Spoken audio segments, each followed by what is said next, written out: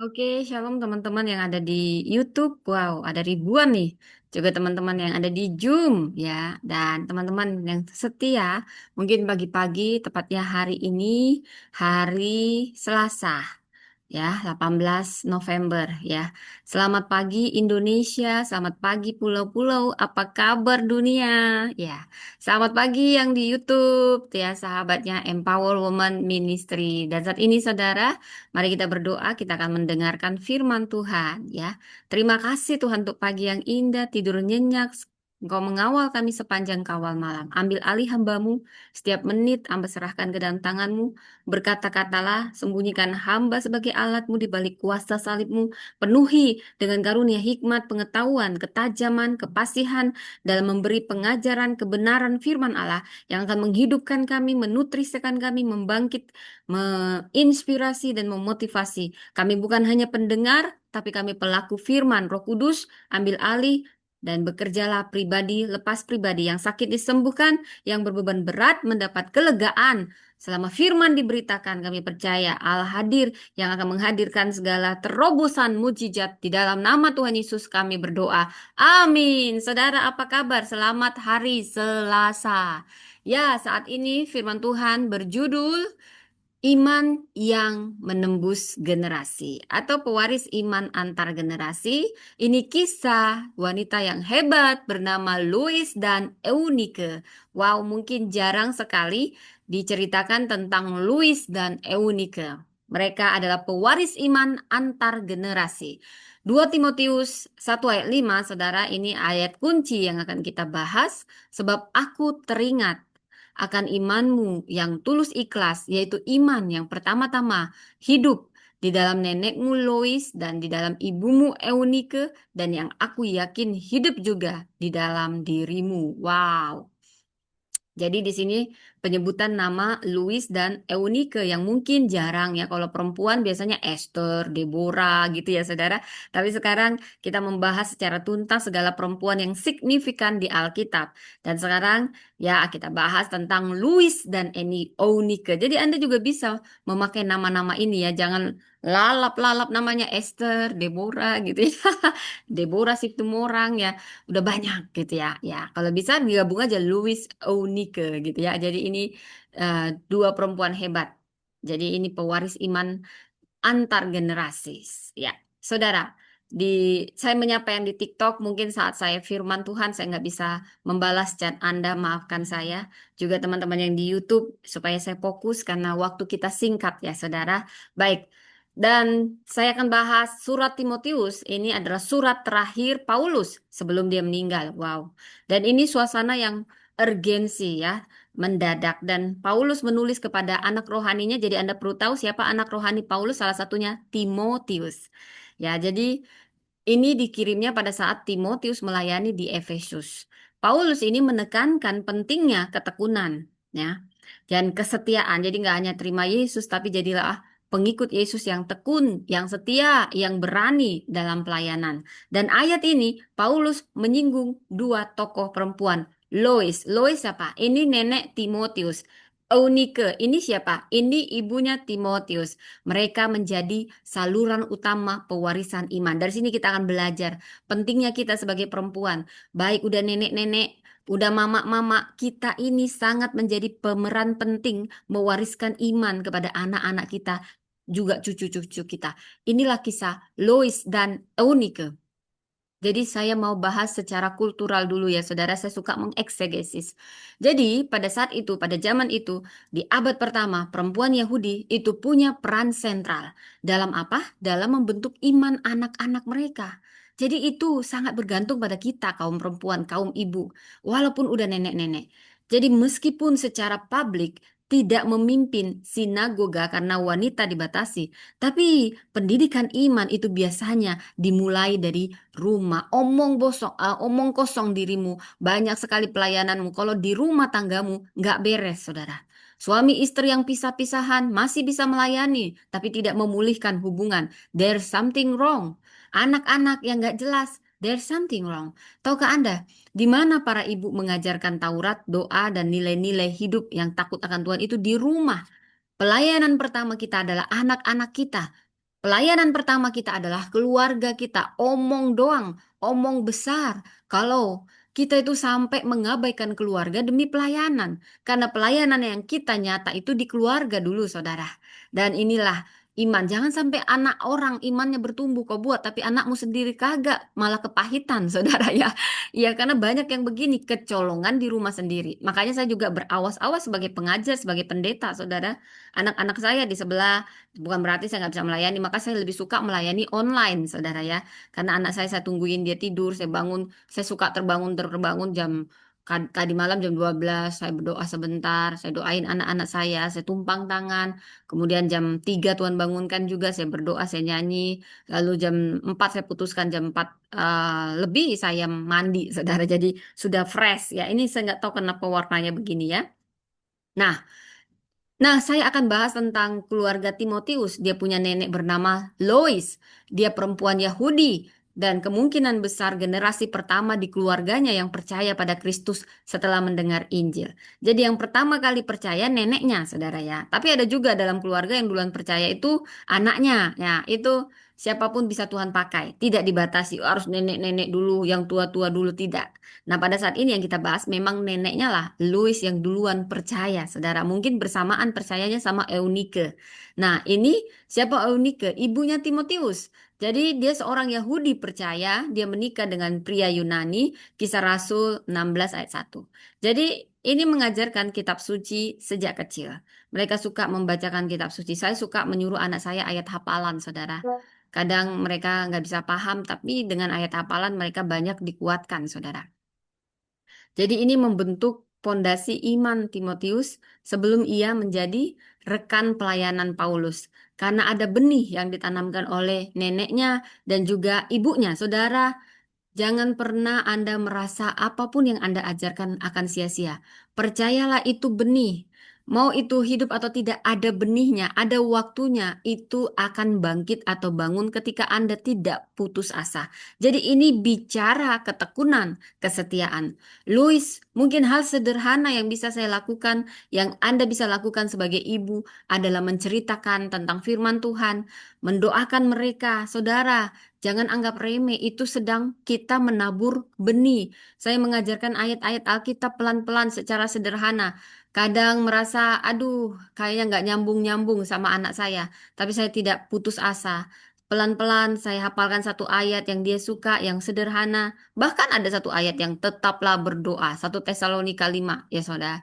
Jadi, kalau kita bahas satu ayat aja ini, tentang Louis dan Eunike di Kisah Rasul 16 ayat 1 ini, jadi, dan juga di 2 Timotius 3 ayat 15 ini, ya, dikatakan, aku teringat. Jadi Paulus dalam kehangatan emosional, iman yang diwariskan ini bukan kebetulan, tetapi hasil pembentukan yang konsisten.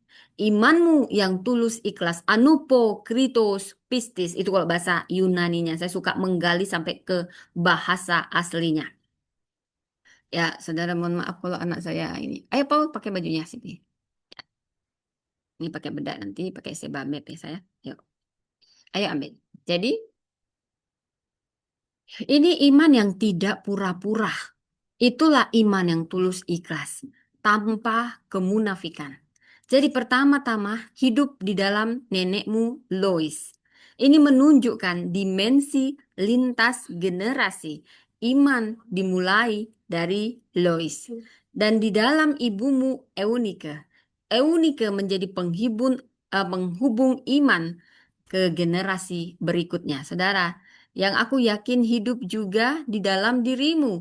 Iman itu bukan sekedar doktrin yang diwariskan, tetapi ini kehidupan yang nyata, saudara. Nah, jadi iman sejati apa? Ini warisan rohani yang lebih berharga daripada harta dunia. Kalaupun kau nggak bisa mewariskan tanah berhektar-hektar, rumah berdubel-dubel, tapi yang paling penting dari semua harta kekayaan dunia adalah warisan rohani. Jangan sampai anakmu di luar negeri sana jadi ateis, saudara. Banyak yang demikian karena apa? Di rumah kebobolan tidak pernah diayomi, saudara.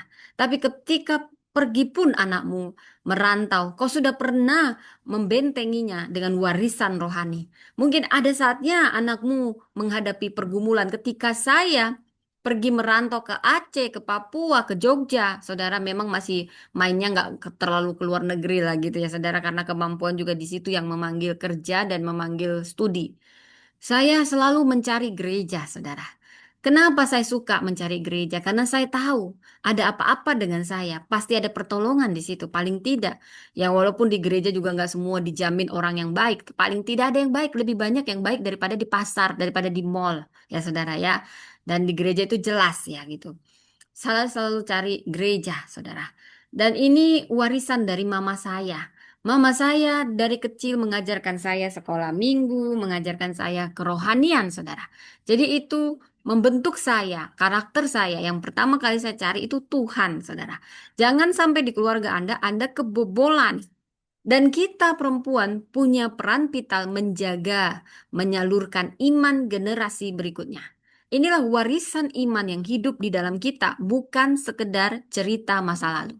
Saya bicara tentang pewarisan iman. Tahukah Anda, Allah bekerja melalui keluarga untuk menyalurkan anugerahnya. Shh, Peter, Paul, shh. Dan di sini juga bicara tentang disiplin rohani. Iman yang hidup di Louis dan Eunika ini hasil pengenalan pribadi akan Allah. Jadi, ini juga merupakan kesaksian kehidupan mereka seperti menjadi surat terbuka bagi generasi berikutnya. Ini sesuai dengan firman di Ulangan 6 ayat 6 sampai 7.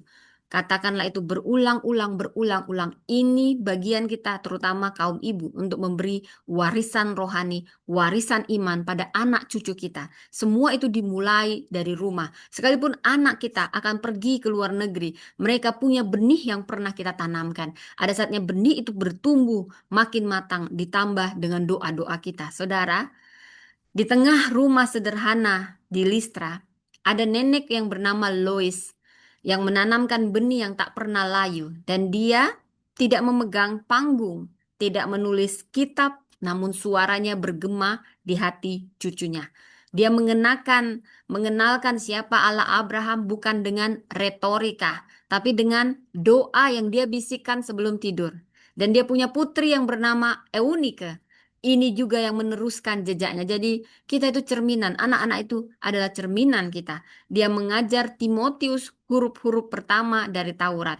Menuntunnya menghafal Mazmur dan membiarkannya, saudara, membiarkannya melihat mata, melihat iman yang bekerja. Iman itu bisa bekerja dimanapun, di dapur, di pasar, di ruang doa, dimanapun, saudara. Dan tahukah Anda, bertahun-tahun kemudian dunia mengenal Timotius ini, di mana Lois dan Eunike menanamkan benih sebagai rekan Rasul Paulus. Dan surga tahu bahwa di balik panggilan itu ada tangan seorang ibu dan tangan seorang nenek yang bernama Lois dan Eunike yang merupakan bukti bahwa perempuan yang setia membangun iman akan melahirkan pahlawan-pahlawan rohani yang mengguncang dunia. Jangan sepelekan Anda mungkin merasa sangat sederhana sebagai ibu rumah tangga. Saya tahu rasanya. Saya tahu dari wanita karir menjadi ibu rumah tangga tulen selama hamil dan menyusui anak-anak. Dan sampai sekarang ya sekarang saya sudah jadi dosen, saya jadi pendeta, jadi pengkhotbah kemana-mana saudara. Tetapi saya tidak pernah lupa untuk duluan melayani anak saya dan melayani suami saya. Makanya saya suka online saudara. Ada banyak cara kita melayani, saudara, bukan berarti juga tidak bisa melayani. Sekarang banyak versi. Tahukah Anda, peran kita sebagai ibu ini sangat penting menjadi warisan generasi. Doa kita disebut tiang doa, saudara. Dari Louis dan Eunika, kita melihat ada iman yang tulus. 2 Timotius 1 ayat 5. Mereka hidup tanpa kemunafikan. Mereka membangun kesaksian yang murni. Dan ada kesetiaan dalam keluarga campuran ini. Kisah Rasul 16 ayat 1. Ini antara Yahudi dan Yunani, saudara. Tapi mereka tetap setia meski menikah dengan pasangan yang berbeda iman. Saudara, dari mereka juga kita belajar pendidikan rohani sejak dini itu sangat penting. 2 Timotius 3 ayat 15. Kita perlu menanam firman kepada anak-anak kita sejak masa kecil. Mungkin kita nggak bisa jelasin seperti pendeta. Cukup menghafal ayat. Roh Kudus akan bekerja. Ayat itu bukan sekedar kata-kata. Ada rema yang akan didapatkan anak kita, bahkan kita yang mengajarkan. Ada kuasa dari firman, karena Roh Kudus bekerja senantiasa sampai detik ini. Saudara, mari ajarkan anak-anakmu tentang firman. Walau hanya seorang ibu rumah tangga, benih itu akan sangat-sangat penting pada saat dia pergi merantau, pada saat dia dewasa, benih itu akan tumbuh. Tetapi beda kalau tidak pernah ada benih, maka apa yang akan tumbuh, saudara? Dan dari Louis dan Euni kita belajar keteguhan di tengah budaya sekuler. Wow, kita bisa lihat sekarang perkembangan zaman begitu cepat. Mengutamakan kebenaran di tengah arus kompromi sesuatu yang sangat jarang tetapi harus dilakukan. Inilah kebenaran. Bukan apa kata orang, bukan kata arus. Kadang kita berani harus melawan arus demi kebenaran. Sudah banyak orang Kristen kompromi dengan ini, saudara. Saya berdoa tidak ada yang kompromi lagi, saudara. Dan dari sini kita belajar tentang doa yang konsisten. Mendoakan generasi berikutnya tanpa henti. Saudara, ada generasi di masa depan yang perlu ditanam benih firman dan perlu didoakan. Ada waktunya semua benih-benih itu akan bertumbuh, saudara. Jadi jangan pernah menyerah. Jangan pernah menyerah. Jangan berputus asa. Mujizat Tuhan ada kala hati percaya. Nah, saudara, mungkin kalau ada yang salah-salah liriknya, maafkan Adinda, saudara. Baik, jadi tidak ada yang sia-sia setiap firman yang kita ajarkan sesederhana apapun. Tidak ada yang sia-sia setiap doa yang kita panjatkan sesederhana apapun. Ada benih untuk generasi berikutnya dan surga memperhitungkannya. Saudara yang ketujuh, yang keenam, ketekunan dalam mengajar. Tidak lelah mengulang nilai iman. Saya kadang lelah mengingatkan anak-anak saya. Ayo ini dibuat di sini, ayo ini nyanyi begini ya diulangi. Tapi itulah perlunya ketekunan. Memang tidak cukup sekali, tetapi harus berulang-ulang. Kata firman, ajarkan itu berulang-ulang, berulang-ulang. Saudara, itu bicara ketekunan, terus-menerus, konsisten. Dan percayalah, semua itu akan menghasilkan benih rohani yang luar biasa. Dan yang ketujuh, teladan dari Lois dan Eunike, bagaimana menjadi teladan hidup, menghidupi Injil dalam keseharian. Namun, yang perlu kita waspadai dengan topik ini, iman warisan yang mati.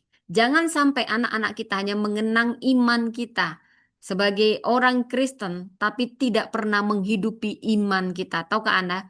Teori kata kadang tidak penting, tetapi perilaku kita lebih ditiru anak kita daripada perkataan kita. Mau semanis apapun teorinya, selengkap apapun, sebagus apapun, tapi bila tidak dihidupi dengan suatu teladan, maka yang dilihat bukannya teori-teori itu, tapi perilaku kita. Apalagi anak-anak kita peniru ulung. Saudara, jangan kompromi dengan budaya. Mengizinkan nilai dunia menggeser nilai rohani demi kenyamanan. Ini salah fatal. Jangan izinkan nilai dunia ini menggeser nilai rohanimu hanya demi kenyamanan. Saudara, juga di sini kita belajar waspada dalam pengabaian pembinaan rohani, saudara. Jangan kita mengabaikan pembinaan rohani. Kita perlu menyerahkan sepenuhnya pendidikan iman kepada gereja. Walaupun rumah, Anda tahu, rumah adalah sekolah pertama. Rumah adalah sekolah pertama. Jadi, api itu tidak akan padam kalau kita sebagai orang tua mewariskan iman yang hidup. Iman dari 2 Timotius 1 ayat 5 kita tahu, iman yang diwariskan harus tetap menyala dan melalui apa? Melalui teladan, melalui pengajaran, melalui doa.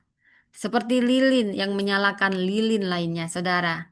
Dan kita harus memulai legacy rohani itu dari rumah, bukan rumah orang, saudara, rumah kita sendiri. Dan kita, para perempuan khususnya, kita tiang doa, kitalah penjaga api rohani di rumah kita. Saudara, Anda tahu, peran ibu itu sangat besar menjaga api rohani tetap nyala di rumah kita. Ulangan 6 ayat 6 sampai 7. Perempuan sebagai penjaga altar doa keluarga. Jadi perapian yang dijaga agar tidak padam agar semuanya keluarga mengalami kenyamanan dalam pertumbuhan rohaninya, saudara. Dan tahukah Anda, kalau kita mendidik generasi yang mengenal Tuhan seperti di Mazmur 78 ayat 4 sampai 7, kita menciptakan generasi yang mengasihi Allah lebih dari apapun. Saudara, ini seperti sebuah pohon rindang hasil perawatan yang bisa hidup berpuluh tahun. Dan inilah generasi pilihan Tuhan. Saudara, saat ini Tuhan berkata, aku memanggilmu seperti Louis dan Eunike bukan sekedar melayani di panggung, tetapi membentuk panggung rohani bagi generasi yang belum lahir. Aku menaruh di dalammu benih yang akan menjadi pohon bagi banyak perempuan, tempat berteduh dan menemukan arah. Kau bukan hanya pengajar, kau adalah pembawa warisan, penjaga api yang menyalakan bangsa-bangsa. Saudara, seperti kisah Louis dan Eunike, mereka memberi warisan terbesar, bukan harta, tapi iman yang hidup. Warisan yang terbesar yang bisa kita berikan pada generasi berikutnya, bukan hanya sekedar harta. Harta itu mungkin nomor tiga, tetapi yang paling penting adalah warisan iman. Iman yang hidup. Dan seperti Lois Eunike terbukti bagaimana dia membentuk Timotius.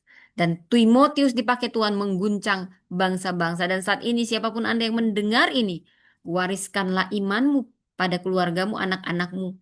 Dan dunia akan merasakan dampaknya, saudara. Jadi bila kita melihat tadi kisahnya saudara, ada makna yang dalam bahwa Allah bekerja melalui keluarga.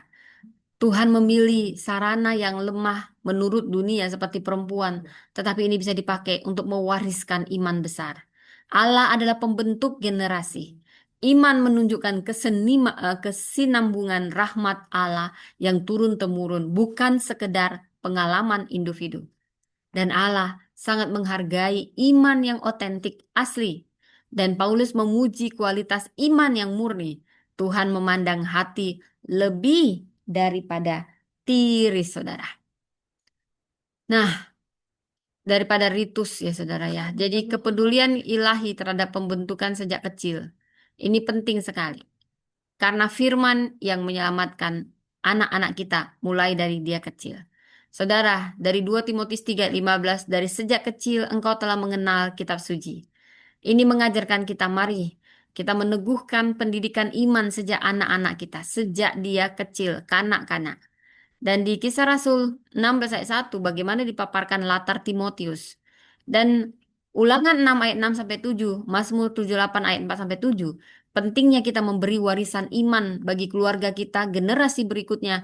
Ini suatu perintah untuk konsisten mengajar anak-anak. Saudara, dari Titus 2 ayat 3 sampai 5, ini panggilan bagi perempuan yang lebih tua untuk mengajar yang lebih muda. Jadi inilah peran seperti yang sudah dilakukan dengan nyata oleh Lois dan Eunike yang relevan sebagai model.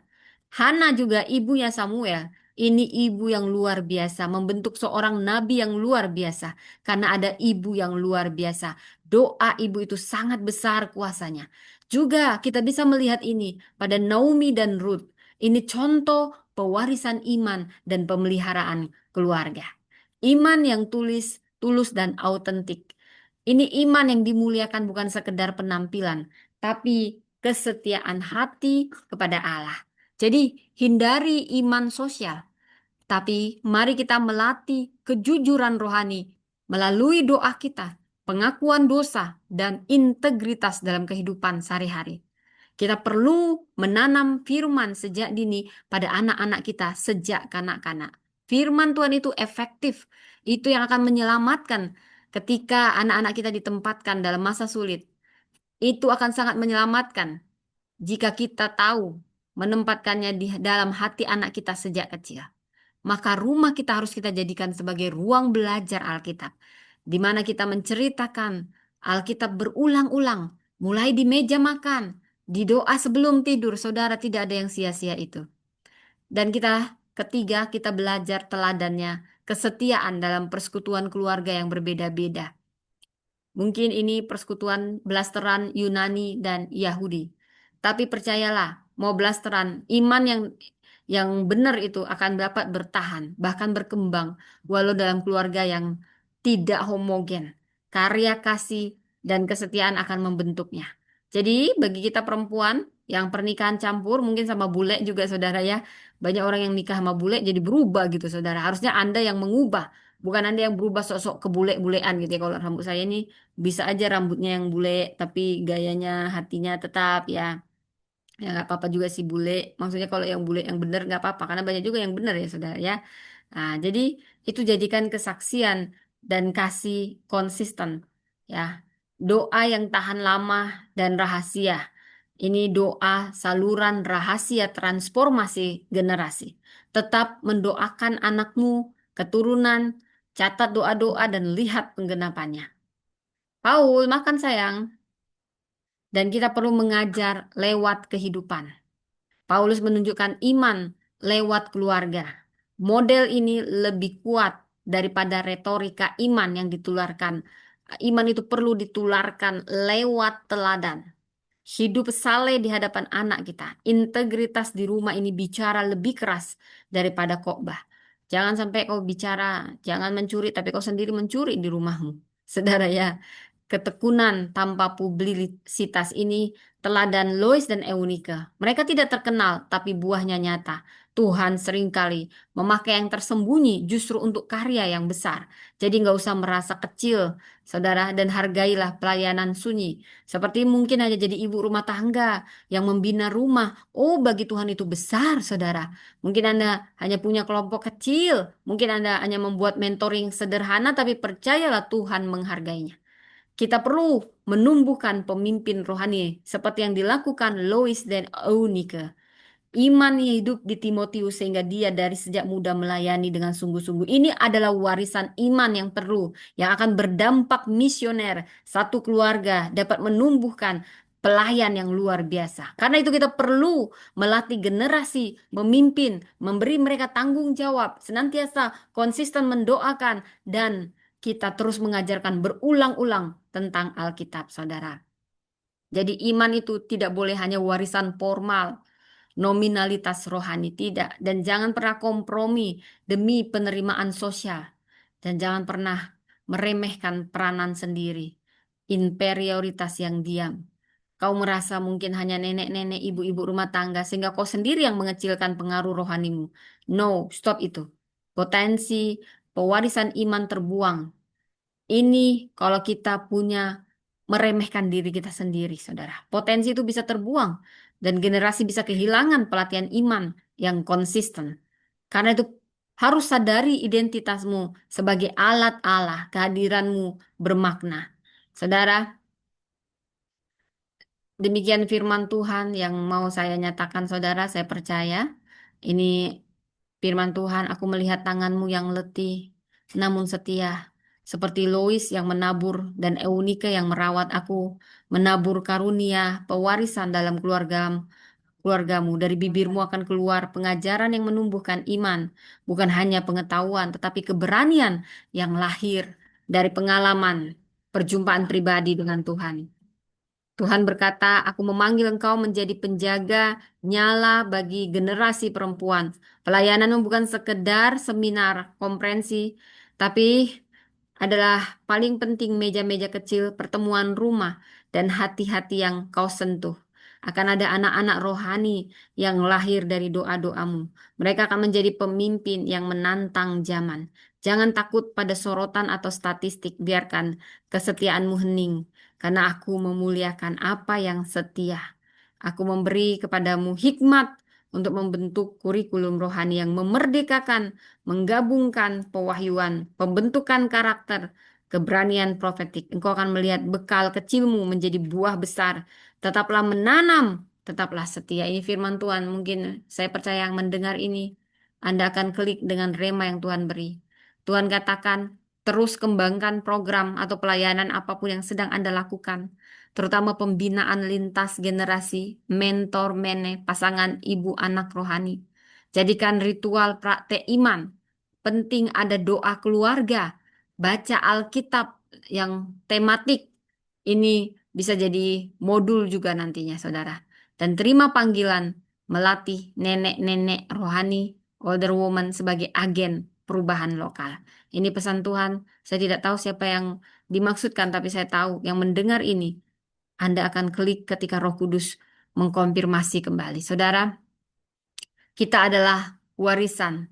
Kita akan menjadi warisan. Kita menjadi suara yang mungkin tak mudah terdengar, tapi kuasa Tuhan saat mengalir melalui tiap bisik doa. Kita dipanggil sebagai pembawa api. Memang bukan untuk gemerlap, tapi menyalakan. Terima identitas yang ditebus. Jadi ibu, nenek, mentor, penjaga. Janji Tuhan menyertai setiap langkah kecil kita yang setia dari meja rumah ke panggung pelayanan. Tuhan akan menggenapi apa yang Dia janjikan. Dengan iman tulus, katakan bangkit semua perempuan yang setia, bangkit orang-orang yang setia, bangkit wariskanlah, bentuklah dan pimpinlah. Sebab generasi menunggu warisanmu. Saudara, panggilan ini ada nubuatan panggilan untuk menjaga api generasi. Kita harus fokus pada pembinaan lintas generasi. Kita bangun modul rumah sebagai seminari. Kita latih bahkan nenek rohani sebagai agen transformasi. Baik saudara, jadi iman tulus, tanam firman sejak dini, setia dalam keluarga apapun latar belakangnya, doa yang konsisten, ajarkan firman lewat teladan, tekun walaupun tidak disorot, dan tumbuhkan pemimpin rohani. Mari kita berdoa. Terima kasih Tuhan, kami ingin seperti Louis dan Eunike. Mungkin hal sederhana ada ibu-ibu yang merasa dia begitu kecil. Aku berdoa saat ini. Surga melihat kesetiaanmu. Surga menghargai setiap air matamu, doa-doamu untuk anak-anakmu, untuk cucu-cucumu. Dan tetaplah dipakai menyalakan api generasi. Benih yang kau tanam mungkin tampak sederhana, tampak kecil. Tetapi di mata Tuhan itu besar. Dengan kuasa Tuhan itu akan menjadikan para generasi yang benar-benar menegakkan kebenaran kerajaan Allah. Terima kasih Tuhan, aku berdoa buat setiap perempuan, terutama ibu rumah tangga yang merasa dirinya kecil, inferior karena tidak bekerja. Bacakan firman Tuhan, ajarkan firman Tuhan, doakan. Warisan iman lebih penting dari apapun. Dan jadilah seperti yang kita imani, generasi bangkit iman yang kita wariskan lintas generasi di dalam nama Tuhan Yesus. Amin. Baik saudara, teman-teman yang ada di YouTube dan Anda yang ada di TikTok, Anda bisa mendengar rekamannya kembali. Ya pagi ini agak singkat saudara karena saya harus kejar tayang mengantar anak saya. Karena keluarga adalah pelayanan pertama. Oke teman-teman yang di YouTube ada ribuan. Puji Tuhan, Tuhan memberkati. Bye.